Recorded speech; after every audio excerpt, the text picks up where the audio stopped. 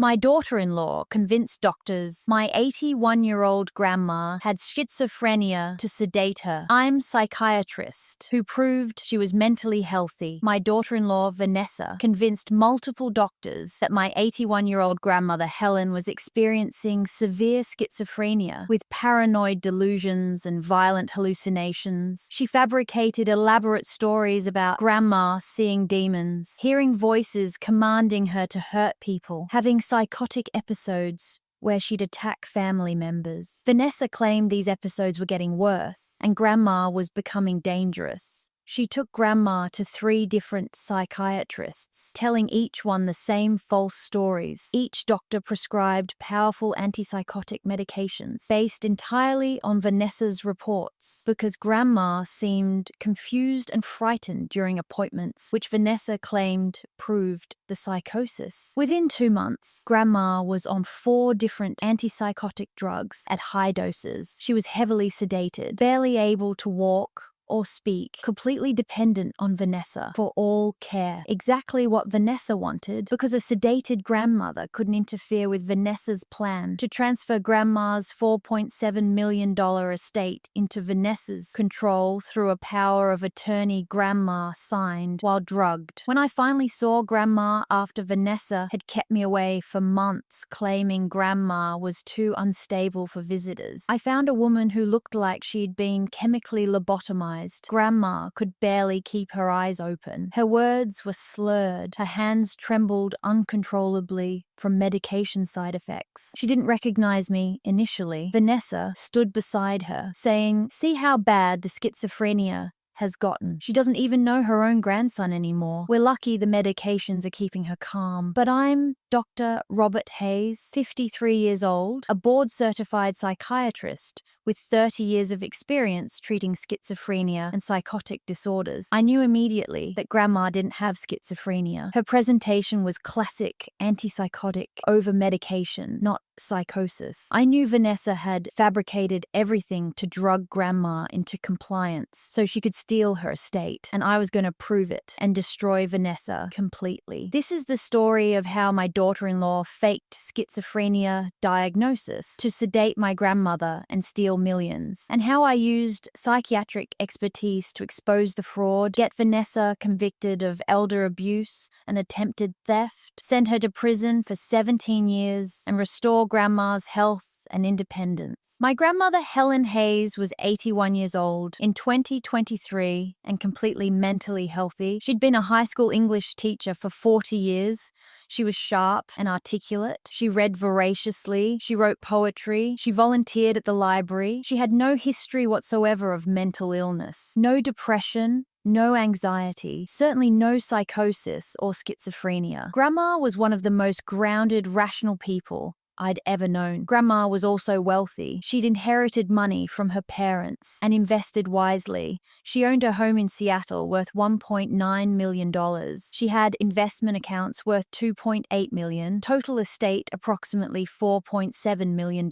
Her will left everything split equally between her 2 sons, my father Thomas and my uncle Richard, which meant eventually I and my cousins would inherit. My father had married Vanessa in 2020. She was his second wife after my mother died in 2018. Vanessa was 20 years younger than my father. She was 45 while he was 65. The family had concerns about the age gap, but my father was happy, so we accepted her. What we didn't realize was that Vanessa had married him specifically for access to eventual inheritance from grandma. Vanessa had researched my father's family finances before pursuing him. She knew about grandma's millions. Her plan was to get control of that money as quickly as possible. In March 2023, Vanessa started visiting grandma frequently. She'd offer to help with shopping and errands. She'd spend hours at grandma's house. At first, it seemed nice that Vanessa was bonding with grandma. My father was pleased that his new wife cared about his mother. What none of us knew was that Vanessa was documenting normal behaviors and reframing them as signs of mental illness. She'd write in a journal that grandma had talked to herself, which many elderly people do. She'd note that grandma had seemed confused about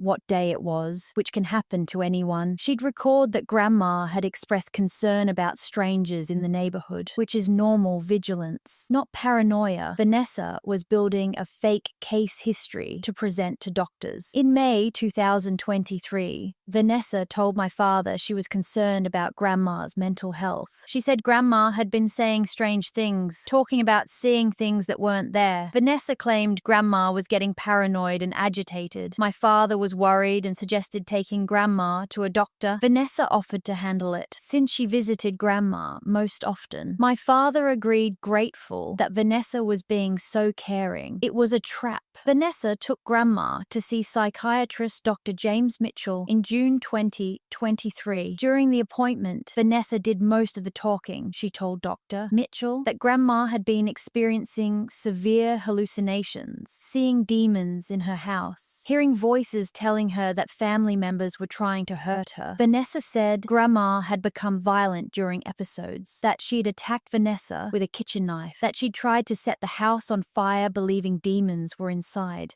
None of this was true.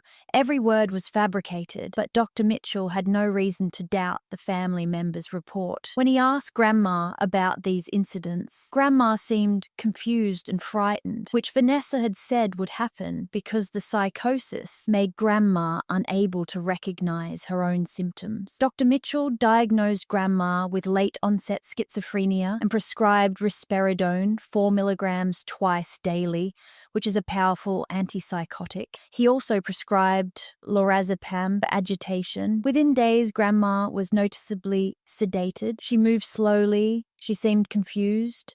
She had difficulty concentrating. These are all side effects of antipsychotic medication, but Vanessa told Dr. Mitchell these symptoms proved the schizophrenia was worsening. Dr. Mitchell increased the Risperidone to 6 milligrams twice daily. By July 2023, Grandma was heavily medicated and deteriorating. Vanessa took her to a second psychiatrist, Dr. Sarah Patel, claiming they needed a second opinion. Vanessa told Dr. Patel the same false stories about hallucinations and violence. She said the current medications weren't controlling the psychosis. Dr. Patel added Quetiapine 200 milligrams twice daily. Now Grandma was on 2 different antipsychotics at high doses. The medication cocktail was rendering her nearly catatonic. She could barely function. Vanessa then took Grandma to a third psychiatrist, Dr. Michael Torres, told him the same lies, got a third medication, Haloperidol, added. By August 2023, Grandma was on 4 different psychiatric medications: Risperidone, Quetiapine, Haloperidol, and Lorazepam. The combination at these doses would sedate anyone regardless mental health. Grandma was shuffling. When she walked, drooling, trembling, unable to complete sentences. She looked like someone in the final stages of dementia. Vanessa had chemically destroyed her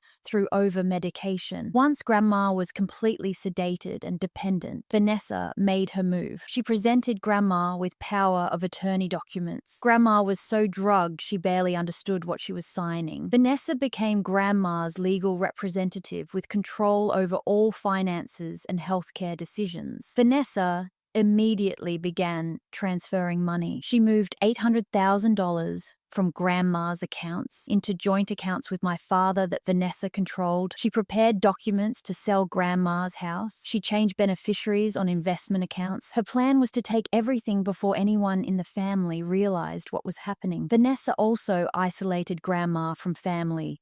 She told us Grandma was having severe psychotic episodes and couldn't handle visitors. She said, seeing people upset Grandma and triggered hallucinations. We all backed off, not wanting to cause Grandma distress. Vanessa controlled all access. This isolation prevented anyone from seeing what Vanessa had done to Grandma through over-medication. I live in Boston and have been calling Grandma regularly, but starting in June 2023, Vanessa would answer Grandma's phone saying Grandma was resting or too confused to talk. I became concerned and decided to visit in September 2023. When I arrived at Grandma's house, Vanessa tried to prevent me from seeing her. She She said Grandma was having a bad day with severe hallucinations. I insisted. I told Vanessa I'm a psychiatrist and I want to evaluate Grandma myself. Vanessa reluctantly let me in. What I found horrified me. Grandma was sitting in a chair, barely conscious. She was drooling. Her hands were trembling severely. She had the characteristic mask-like facial expression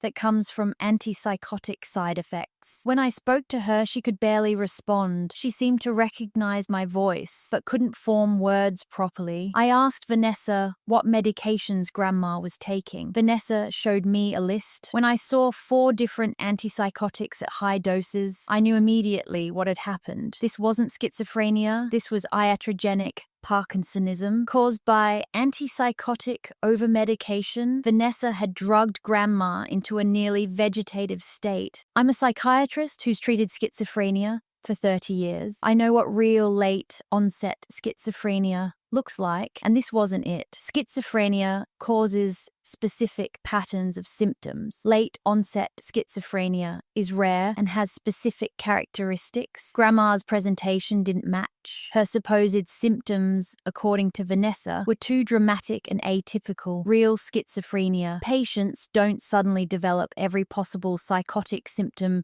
simultaneously. The medication regimen was also wrong. No competent psychiatrist would prescribe 4 different antipsychotics simultaneously unless treatment-resistant severe cases, and even then only after extensive evaluation and monitoring. Someone had given multiple psychiatrists false information to get inappropriate prescriptions. I knew Vanessa had fabricated everything. I told Vanessa I was taking Grandma to the emergency room immediately for medical evaluation. Vanessa protested, saying it would upset Grandma. I said I'm her grandson and a physician, and I'm concerned about medication toxicity. I called an ambulance. At the ER, I explained to the attending physician that I suspected antipsychotic overmedication. They did blood work and found toxic levels of multiple medications. They admitted Grandma to the hospital and began slowly reducing the medications under medical supervision. Within 48 hours of lowering the doses, Grandma was noticeably more alert. Within a week, she was speaking in complete sentences. Within 2 weeks, she was walking without assistance. Within a month, she was essentially back to her baseline cognitive function. She didn't have schizophrenia at all. She'd been poisoned with psychiatric medications. Once Grandma recovered enough to communicate, I asked her about the supposed hallucinations and violent episodes Vanessa had described to doctors. Grandma was confused. She said she'd never experienced anything like that. She'd never seen demons or heard voices. She'd never been violent. She remembered Vanessa taking her to doctors and Vanessa doing all the talking. She remembered feeling progressively more sedated and confused as medications were added. She remembered signing papers that Vanessa put in front of her, but not understanding what they were. Grandma realized she'd been deliberately drugged and manipulated. She was devastated that her daughter-in-law had done this to her, but she was also angry and wanted justice. I contacted the 3 psychiatrists who'd prescribed medications. I explained that I'm also a psychiatrist and that I believe my grandmother was given medications based on false information. I requested copies of their notes. When I reviewed the notes, all 3 doctors had written nearly identical histories based entirely on Vanessa's reports. Hallucinations of demons, command hallucinations to harm others, violent episodes. None of these symptoms had been directly observed by the doctors. It was all secondhand from Vanessa. The doctors had made diagnoses based on family report without adequate independent evaluation. This is a known vulnerability in psychiatric diagnosis that Vanessa had exploited. I hired a private investigator to look into Vanessa's background. What we found was disturbing. Before marrying my father, Vanessa had been married twice before. Both previous husbands were elderly, wealthy men. Both had died under questionable circumstances. The first husband had died from what was ruled an accidental medication overdose. The second had died from complications of oversedation with psychiatric drugs. Vanessa had a pattern of marrying wealthy, elderly men, gaining control of their health care, over-medicating them, and inheriting their money. She was a serial predator. My grandmother was supposed to be her next victim. Vanessa had married my father specifically to get access to Grandma's estate. She'd researched the family finances carefully before pursuing my father. I reported everything to Adult Protective Services and to the Seattle Police Department. I provided the medical records showing Grandma's recovery after medication reduction, proving she never had schizophrenia. I provided the psychiatrist's notes showing all diagnoses were based solely on Vanessa's false reports. I provided evidence of Vanessa's previous marriages and suspicious deaths. I provided documentation of the money Vanessa had transferred from Grandma's accounts. I built a comprehensive case of elder abuse and attempted theft through fraudulent medical treatment. Police arrested Vanessa in November 2023. She was charged with elder abuse, fraud, attempted theft, conspiracy, and practicing medicine without a license. The practicing medicine charge came from the fact that Vanessa had effectively prescribed medications by fabricating symptoms. Prosecutors also investigated the deaths of Vanessa's previous husbands and filed additional charges related to those cases. Vanessa was facing multiple life sentences. At Vanessa's trial in April 2024, I testified as both family member and expert witness. I explained the medical evidence showing Grandma never had schizophrenia. I walked the jury through how antipsychotic medications work and what happens when someone is given high doses unnecessarily. I showed them the dramatic improvement in Grandma's condition once medications were reduced. I explained how Vanessa had exploited vulnerabilities in the psychiatric diagnostic process by providing false histories to multiple doctors. The prosecution presented testimony from all three psychiatrists who admitted they diagnosed based primarily on family report without sufficient independent evaluation. They acknowledged they'd been deceived. The prosecution presented evidence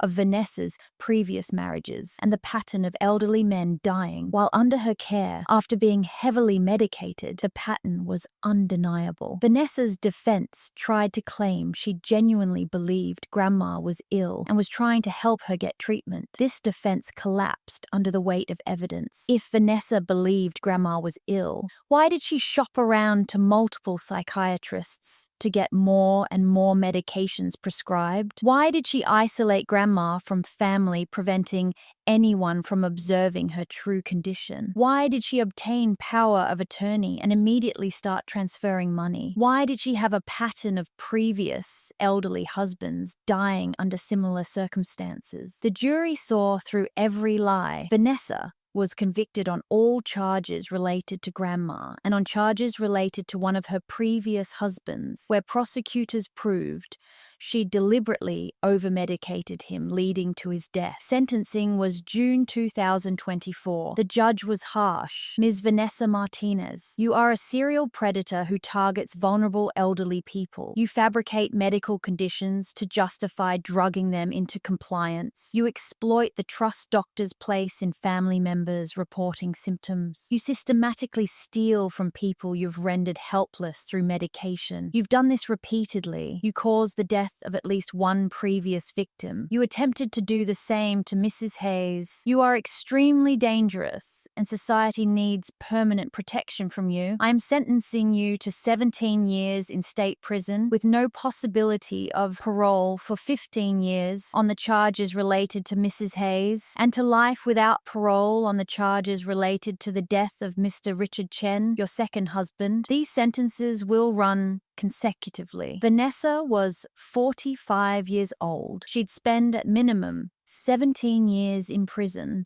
followed by life without parole. She'd die in prison. Her scheme to drug and rob my grandmother had led to murder charges for her previous victim and permanent imprisonment. My father immediately filed for divorce. He was horrified to learn he'd been married to a serial killer who'd targeted his mother. Grandma recovered completely from the over-medication. It took several months for all the medication to clear her system and for the side effects to resolve. herself. By early 2024, Grandma was back to her normal self, sharp, articulate, independent. She'd survived an attempt on her life and her mental health. All the financial transactions Vanessa had made were reversed. The power of attorney was voided as fraudulently obtained. Grandma's estate was restored completely. She updated her will to include specific protections against anyone trying to use medical manipulation to exploit her. Grandma is now 82 and thriving. She's writing a book about her experience to warn other elderly people about this type of fraud. She speaks at senior centers about medical exploitation and how to protect yourself from predatory family members or caregivers. She's become an advocate. Vanessa is currently serving year 2 of her sentence at Washington Corrections Center for Women.